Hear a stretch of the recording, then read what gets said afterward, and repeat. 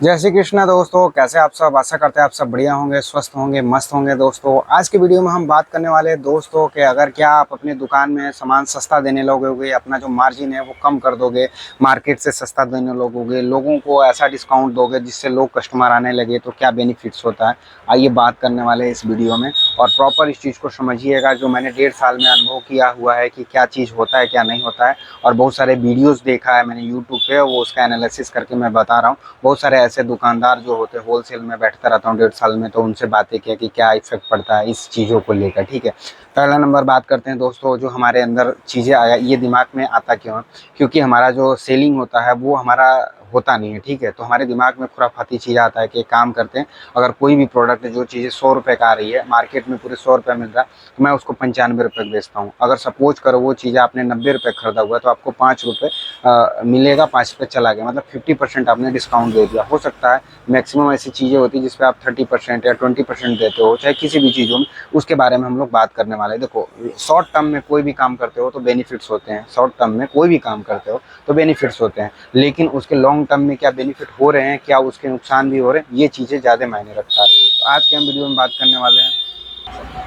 तो दोस्तों हम ये कहने वाले हैं, जैसे कि मान लो मेरा दुकान अभी नया नया खोले हैं और मार्केट में 100 रुपये का वो सामान मिल रहा है, और मैंने उसको 95 पे बेचना शुरू कर दिया और मुझे 5 रुपये प्रॉफिट हो रहा है। स्टार्टिंग में जो भी कस्टमर होते हैं ना, वो नया दुकान पे ज़्यादा अट्रैक्ट होते हैं, जाते कि अच्छा नया दुकान खोला है, चलो वहाँ पर चलते हैं, क्योंकि नया जब दुकान खुलता है तो प्रोडक्ट नए होते हैं, तो उनको बहुत ज़्यादा अच्छा लगता है लेना, और आप डिस्काउंट देते हो तब भी आते हैं कस्टमर आपके यहाँ। तो जो भी चीज़ें होता है शॉर्ट टर्म में, आपको जो 2-3 महीने होते हैं आपके दुकान बहुत अच्छे से चलने लगते हैं, आप जो भी चीज़ नया ट्राई करते हो लगता है सब सक्सेस होता जा रहा है। क्योंकि मैंने भी जब नया दुकान खोला था तो मेरे साथ 2-3 महीना ऐसे हुआ था, जो काम कर रहा था सब 100% परफेक्ट जा रहा था, लग रहा था वाह भाई यार सब कुछ बढ़िया चल रहा है। और उसके बाद क्या होता है, जब साल भर के बाद जो सामान आप लाते हो वो एक्सपायर होने लगता है, ख़राब होने लगता है, पुराना होने लगता है, और आपकी दुकान में धूल गर्दे जमा होने लगते हैं, आप इरिटेट होने लगते हो उस साल भर में, जब आपकी सेलिंग घटने लगती है। तो बहुत सारे प्रॉब्लम जो मैंने साल भर में फेस किया। ठीक है, सेम चीज़ आपके साथ भी होगा, ऐसा चीज़ है। और बहुत सारे जो कस्टमर मैं डिस्काउंट देता था, प्रॉब्लम जो होती है, फिर बाद में एहसास हुआ यार कि मेरे तो मुनाफा नहीं हो रहा, मेरे को तो रूम रेंट देना है, बाइक का देना है, मेरे कुछ सपने हैं, कुछ सामान लेने, दुकान को भी ग्रो करना है। जब आपके पास ये सारी चीज़ें जो स्टार्टिंग में नहीं था, जो 3-4 महीने बाद आने शुरू हुए, कह यार ये सारी चीज़ें भी मुझे करना है इसी दुकान से, तब ये रियलाइज़ होता है यार कि वो जो मैंने 50% डिस्काउंट दिया था, जिसकी वजह से कस्टमर आ रहे थे, कहीं ना कहीं अब वो कस्टमर भी अब हर एक चीज़ में उनको डिस्काउंट चाहिए, हर एक चीज़ में ऑफर चाहिए, और आप जितने रुपए दाम रखते हो उसमें बोलते हैं 20% 50% दो, मतलब 95 का बेच रहे हो, अब वो कस्टमर को लगता है कि 95 का सामान आता है तो वो बोलता है 90 में दो, और तब आपको रियलाइज़ होता है कि वो 90 वाला सामान आपको अब 90 में ही मांगा जा रहा है, या हो सकता है 90 वाला आप 6 महीने बाद आपको 92 का पड़ रहा है और वो 90 में मांग रहा है, तो आपको तब समझ में आता है कि अरे यार मैंने तो बड़ा बड़ा मिस्टेक कर दिया। और दूसरी चीज़ है दोस्तों, जो दो एक कॉन्सेप्ट जो सारी लोग एग्री नहीं करेंगे, जैसे आप फोटो कापी 2 रुपये कर रहे हो, तो बहुत सारे कस्टमर आते हैं कि 2 रुपये करता, चलो वहाँ कराओ, तो आपको वहाँ पे क्या हो रहा है कि बहुत सारे लॉसेस हो रहे हैं, क्योंकि आजकल इंक और जो उसकी सर्विस चार्ज होती है, आपका मेंटेनेंस जो होता है, उसका बिजली होता है, और आप जो दुकान पर बैठ के मेहनत कर रहे हो, तो कहीं ना कहीं 2 रुपये जहाँ भी फोटो कापी होता है, कहने का मतलब लॉस में जा रहे हैं। अब वो चीज़ें कहीं और सस्टेन कर रहे हैं, ये चालाकी वाला काम नहीं होता है दोस्तों। मेरे क्या कस्टमर आता है तो बहुत काम करता है, मुझे लगता है कि हर एक चीज़ का प्रॉफिट, क्योंकि ऐसे बड़ी बड़ी कंपनियों में देखा हूँ कि एक कंपनी लॉस करके दूसरी कंपनी में प्रॉफिट करना, लेकिन ये दुकान के साथ ऐसा करना कहीं ना कहीं मुझे सही नहीं लगता है। कंपनी में चल जाता है बट दोस्तों, क्योंकि वहाँ मार्जिन बहुत बहुत बड़ा होता है, लेकिन यहाँ दुकान में ऐसा नहीं होता है कि आप यहाँ से भी घाटा 100 और वहाँ से भी 2 रुपये चवन्नी कमाओ, क्योंकि इसमें हर एक चीज़ चवन्नी वाला ही चीज़ है। तो फोटो कापी अगर आप 3 रुपये करते हो तो कस्टमर कम आएगा, लेकिन दोस्तों एक चीज़ आप समझ लेना, जहाँ पे आप 2 रुपये वाला फोटो कापी आप करके 100 लोगों को करते थे, अब यहाँ पे आपको वो फोटो कापी सिर्फ 10 लोग को भी करके भी अच्छे से कमा सकते हो। क्यों? क्योंकि आपने वो जो फोटो कापी है वो 1 रुपये बढ़ा दिया, तो मार्जिन आपका पूरा 100% 1 रुपये बढ़ गया दोस्तों। मतलब अभी तक आप 20% कमा रहे थे, तो अब 120% आपकी कमाई होने लगी उस फोटो कॉपी में। इसीलिए मैंने डिसाइड किया दोस्तों, ये सारी चीज़ें बढ़ा देना चाहिए और करना चाहिए। इससे क्या होता है दोस्तों, आपका जो बेनिफिट्स होते हैं वो बढ़ता है। देखो, आप दुकान खोले हो तो प्रॉफिट में नहीं अगर काम करते हो, बहुत सारे लोग देखते हैं 1 लाख रुपए का सामान बेच के 10,000 कमाते हैं। ठीक है, और कुछ लोग ऐसे होते हैं जो कह सकते हैं 20,000 25,000 का सामान बेच के 10,000 कमाते हैं। तो डिपेंड करता है कि आप उस सामान को किस रेट पे, भाव पे कैसे बेच रहे हो, कैसे कस्टमर को ला रहे हो। इसके लिए देखो, एक होता है सबसे बड़ी चीज़ होता है जो चालाकी होता है। आप अगर प्रॉफिट के तौर पर अगर देखो, इसीलिए जो बनिया लोग होते हैं ना, हर चीज़ में वो लोग प्रॉफिट देखते हैं, मेरा प्रॉफिट हो रहा है, प्रॉफिट होता है तभी वो चीज़ों को सेल करते हैं। ऐसा नहीं कोई सामान ला के खूब दिन भर में खूब सेल कर रहे हो, 10,000 का 20,000 का सेल कर रहे हो और बचत आपको वो है सिर्फ 500 रुपये।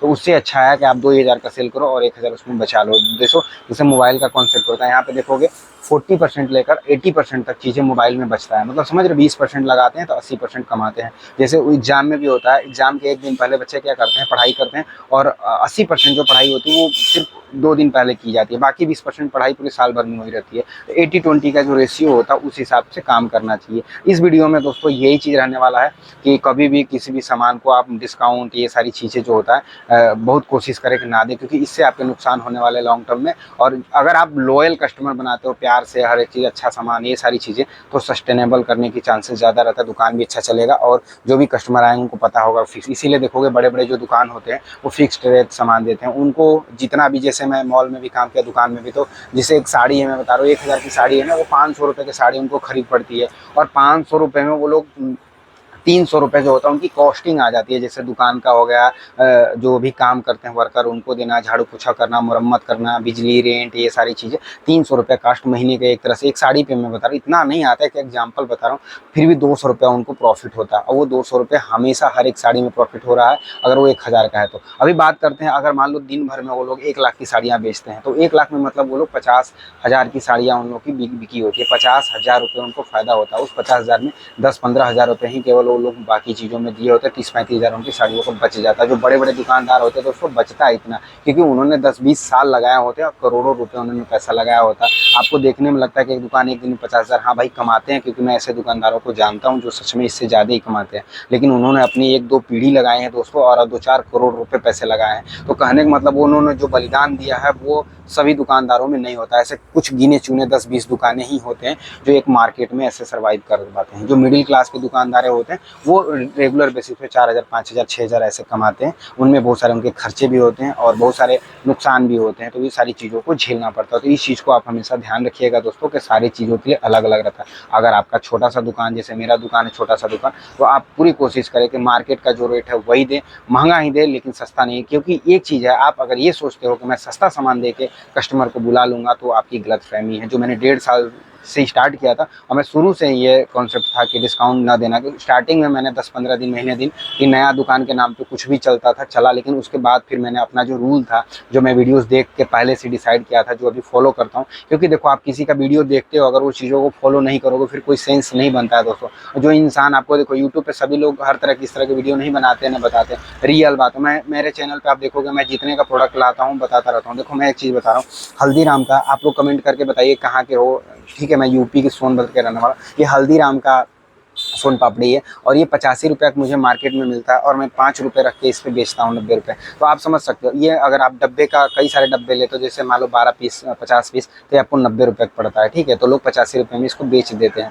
और प्रिंटेड जो रहता है, हमें मजबूरी है तो 5 रुपये बेचो, उसमें कस्टमर से बहुत ज़्यादा झेलना पड़ता है। जी सुबह आया, बोला यार 85 रुपये में तो मैं मार्केट से ले जाता हूँ, क्योंकि 80 रुपये खरीदा होता है। तो वो लोग भी 5 ही कमाते हैं, लेकिन वो लोग क्या करते हैं, 5 रुपये डिस्काउंट देके करते हैं। तो कस्टमर को होता है कि 5 रुपये में इसमें क्यों ज़्यादा दूँ। ठीक है, तो आप समझ सकते हैं इस चीज़ के लिए क्या चीज़ है। तो आज के टाइम में हमारी मजबूरी है तो हम अपना काम करेंगे। अब जो कस्टमर जिसको चाहिए वो ले जाए। मेरा छोटा दुकान है, मैं तो खुद ही 85 खरीदता हूँ, मैं कैसे बेच सकता हूँ, आप समझ सकते हो ना। तो ये 2 चीज़ें हैं लोग, लेकिन लोग कस्टमर नहीं समझेंगे। लेकिन ये जो दुकान है, मैं जो वीडियो बता रहा हूँ आपको रियल बता रहा हूँ, ये मैंने 85 लिया। 90 का कब पड़ता है, जब ये चीज़ें आप ज़्यादा मात्रा में लेते हो। तो मैं कोई भी प्रोडक्ट ज़्यादा मात्रा में नहीं लेता, कि मेरा छोटा सा दुकान है, अगर मैं ज़्यादा मात्रा में लूँगा तो मुझे ज़्यादा नुकसान होगा। तो ये जो बर्डन होता है, जो है प्रॉफिट लॉस का, अगर मैं जब बड़ा दुकान भी खोलूँगा ना, तो मैं जब 80 का लाऊंगा तब भी मैं 90 का ही बेचूंगा। क्यों 90 का बेचूंगा, मुझे 10 रुपये का प्रॉफिट होगा। मुझे इससे कोई फर्क नहीं पड़ता दोस्तों कस्टमर, क्योंकि मैं कस्टमर के बारे में अगर सोचूंगा, कसम बता रहा हूँ, कस्टमर के बारे में अगर मैं सोचूंगा मैं बर्बाद हो जाऊंगा। तो ये रियलिटी है, कस्टमर के बारे में मैं नहीं सोचता, मैं अपनी प्रॉफिट के बारे में। क्योंकि ये दुकान जो है दोस्तों वो प्रॉफिट से ही चल पाएगा। अगर आप ये सोचते हो कि 2-4 रुपये के कहीं बचा लिए और खुशी मनाएंगे और कस्टमर को भी नहीं लूटेंगे, एक वर्ड होता है लूटना, लूटना कुछ नहीं होता। ये 90% जो है उतने हिसाब से ले रहा है। ऐसा नहीं है कि मैं 90 का है तो 95 बेच रहा हूँ, या कई सामान अगर 90-95 मिल रहा है तो मैं 150-200 का बेच रहा हूँ। इसको लूटना बोलते हैं, जो कि बोलते हैं ओवर प्राइस बोलते हैं। मैं ओवर प्राइस नहीं ले रहा हूँ, बस जो मार्जिन होता है मैं उस चीज़ को अपना बढ़ा लिया हूँ कि मैं इतना तक बेचूंगा, इससे ज़्यादा नहीं। जिससे फोटो कॉपी भी है, मुझे लगता है, मेरा नेचुरल लगता है कि मेरी जो कॉस्टिंग होती है, मैं 3 रुपये का, मैं आपको दिखा रहा हूँ इधर साइड में, मैं 3 रुपये का इसलिए कर रहा हूँ अब, क्योंकि मेरी जो कॉस्टिंग लगती है यहाँ, बिजली बिल, रूम रेंट। देखो गाँव में जो लोग होते हैं 2 रुपये फोटो कॉपी करते हैं, वो बिजली बिल जो होता है गाँव का जो होता है कमर्शियल नहीं होता है। यहाँ पे कमर्शियल है, 10-12 रुपये लोग लेते हैं। और यहाँ पे दूसरी चीज़ होता है, रूम रेंट जो होता है 6,000 रुपये देते हैं उसका भी कॉस्ट हमें भरना पड़ता है। तो हमारी जो यहाँ पे जो फोटो कॉपी का है कॉस्ट वो ज़्यादा बढ़ जाता है दोस्तों। अगर मैं यहीं गाँव पे रहता तो अपने घर का भी काम करता रहता तो फोटो कॉपी प्रिंटर रखा हूँ कर दूंगा। यहाँ पे मैं पूरा कोई काम नहीं करता, सुबह 7 बजे आके रात को 10 बजे तक रहता हूँ। तो मुझे लगता है मेरा ये दुकान ही है जिससे मेरी ज़िंदगी चल रही है। तो ये सारे कॉन्सेप्ट मुझे पता है कि कस्टमर कभी नहीं समझेंगे और मैं कस्टमर पे ज़्यादा ये सारी चीज़ें, जैसे कस्टमर बोलते हैं कि भगवान होते हैं, मैं ये सारी चीज़ें नहीं मानता दोस्तों। मैं जब तक मेहनत ना करूँ, मैं इतना दिन रात मेहनत कर रहा हूँ, अपना दुकान सजाना धोना सब जो भी चीज़ें हैं मैं खुद इस दुकान के लिए कर रहा हूँ। तो मैं क्यों सुनूँ कि कस्टमर क्या बोलता है, लोग क्या बोलते हैं। उधारी मैं कहीं पोस्टर नहीं लगाऊं दुकान में उधार देने के लिए। मुझे लगता है कि 1-8% कोई ऐसा आपको लगता है जिसपे आप बिल्कुल दान कर सकते हो कि यार इसको दे दिया तो समझो दान है, मैं दे दिया, बस वही बोलता हूँ। मैं सीधे बोलता हूँ कि अगर आप किसी कस्टमर को उधार दे रहे हो मतलब आप दान दे रहे हो। अगर दे दिया तो ठीक है, नहीं तो नहीं, मतलब देना ही नहीं, चाहे वो रिश्तेदार हो, घर का हो, चाहे कोई भी हो, चाहे कुछ भी हो। आप जानते रहो भगवान भी, तो उनसे भी बोलो कि मैं जानता हूँ कि आप भगवान है, आप कृपया करके पैसा दें, इसके बाद सामान लेके जाएं। तो ये कॉन्सेप्ट शुरू से मेरा था, इसीलिए मेरे दुकान पे नहीं, क्योंकि मैं बहुत ज़्यादा लोगों को अपने आसपास में, जब मैं दुकान खोलने जा रहा था मेरे पापा बोले दुकान बंद हो जाएगा, क्योंकि लोग कर्जा इतना ज़्यादा देते हैं, उधारी प्यार मोहब्बत में बोल नहीं पाते। तो मेरे अंदर वो चीज़ें ना, मैं शुरू से बस दोस्तों में मेरा फेवरेट करेला रहा और मेरा जुबान भी लगभग करेले जैसा रहा दोस्तों। तो मैं बिल्कुल, मुझे लगता है कोई दिक्कत नहीं है, अगर जिसको इच्छा होगा वो करेला खाता है। जैसे मेरी इच्छा होता है, मेरा फेवरेट है, मैं करेला खाता हूँ। और बहुत सारे लोग होते हैं जो करेला खाते हैं, अगर करेला होता है मंडी में जाता है इसमें हम बहुत खाते हैं, लेकिन बहुत सारे लोग होते हैं जो करेला को पसंद नहीं करते हैं। तो हम एक चीज़ और दूसरा चीज़ ऐड करेंगे जो मैंने अपने लाइफ में सीखा है 10-15 साल में, कि आपको दोस्तों 1% चाहिए। 1%, जैसे मेरे वीडियो हैं सब लोग नहीं देखेंगे ना, सिर्फ 1% भी अगर इंडिया के लोग देखेंगे तो लाखों करोड़ों लोग हो जाएंगे। तो मुझे बस सिर्फ 1% चाहिए, 99% से मुझे कोई लेना देना नहीं। मेरे दुकान पे भी कस्टमर सिर्फ 1% पूरे दुनिया के आते होंगे, बाकी पूरी दुनिया के 99% कस्टमर हमारे यहाँ नहीं आने वाले। तो हम उस 1% पे फोकस करते हैं, 99 को छोड़ देते हैं। तो आई होप आपको ये हमारा वीडियो पसंद आया होगा कि कभी भी किसी को डिस्काउंट ना दें। मैंने मॉल में भी काम किया हुआ, मॉल में भी जिनको लगता है डिस्काउंट मिलता है दोस्तों, उसके बारे में भी एक पूरा डिटेल वीडियो बनाऊंगा पूरा प्रूफ के साथ, कि मैं कैसे वहाँ देखता था कि कोई भी सामान 20 रुपये का 100 रुपये बेचा जाता है और उसको डिस्काउंट की जगह पे 80 पे कर दिया जाता था, फिर भी 30% लोगों को दे के 50% कंपनी कमा लेता है। तो कंपनी 50% अपना प्रॉफिट रखने के बाद सेम टू सेम AWPL वाली जो कंपनी, बड़ी बड़ी कंपनियां जैसे होता है मेगा मार्ट, वेस्टीज, ये सारी कंपनियां होती है नेटवर्क मार्केटिंग, वो भी ऐसे काम करते हैं। 50% प्रॉफिट रखने के बाद बाकी 50% सभी चीज़ खर्चा जो 30% बनाने में प्रोडक्ट हो जाता है, 20% लोगों को दान करता है, 50% कंपनी प्रॉफिट लेती दोस्तों। ये चीज़ें मुझे इसलिए पता है कि मैंने इन सब चीज़ों में काम किया, प्रैक्टिकली इनके बारे में जाना है, मेहनत किया है सब चीज़ों के बारे में रिसर्च करके। आप भी जान सकते हो दोस्तों, जैसे कि आप अभी यूट्यूब पे मेरा वीडियो देख रहे हो, कहीं ना कहीं एक रिसर्च है जो मैं बता रहा हूँ आपको, तो आप भी यहाँ से नोट कर सकते हो। आई होप आपको मेरा वीडियो अच्छा लगे तो प्लीज़ लाइक करें। Bye bye, take care. और लास्ट में यही कहेंगे दोस्तों, जय श्री कृष्णा, बाय बाय।